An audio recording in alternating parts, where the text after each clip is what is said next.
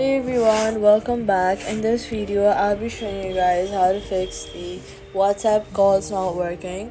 First, check your internet connection, and voice and video calls require strong and stable connection, so switch between Wi-Fi and mobile data if needed. Also, make sure that the app as permission to access to microphone and camera. Go to your phone settings and then search for WhatsApp or apps, then search for WhatsApp and make sure that you have given access to microphone and camera, and if you have not, make sure to enable these permissions.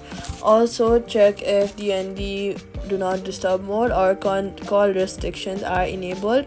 They can block incoming calls. Then restart your phone and try making the call again. Next, head over to your app store or your play store and search for WhatsApp. Then make sure that the WhatsApp app is updated to the latest version. If the issue continues, uninstall the app and install it again. That's how you fix the WhatsApp calls not working. If you liked this video, do not forget to subscribe, like, and turn on notifications for more helpful guides.